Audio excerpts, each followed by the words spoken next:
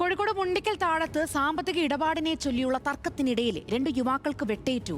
മുണ്ടിക്കൽ താഴം സ്വദേശികളായ സന്ദീപ്, ശബരി എന്നിവർക്കാണ് പരിക്കേറ്റത്. സംഭവവുമായി ബന്ധപ്പെട്ട് തിരുവനന്തപുരം സ്വദേശികളായ രാജൻ എന്നയാളെ മെഡിക്കൽ കോളേജ് പോലീസ് കസ്റ്റഡിയിലെടുത്തു.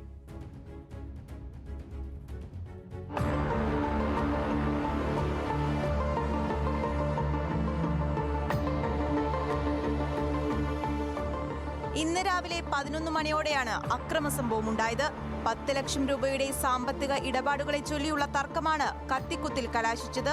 മുണ്ടിക്കൽ താഴം സ്വദേശിയായ രാജുവിൽ നിന്ന് ഇവിടെ വാടകയ്ക്ക് താമസിക്കുന്ന തിരുവനന്തപുരം സ്വദേശി രാജൻ 10 ലക്ഷം രൂപ വാങ്ങിയിരുന്നു.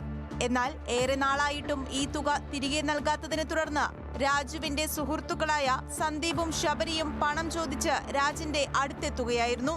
തുടർന്ന് ഇവർ തമ്മിൽ രൂക്ഷമായ വാക്കുതർക്കമുണ്ടാവുകയും ഇതിനിടയിൽ പ്രകോപിതനായ രാജൻ കയ്യിലുണ്ടായിരുന്ന കത്തിയെടുത്ത് യുവാക്കളെ ക്രൂരമായി ആക്രമിക്കുകയുമായിരുന്നു.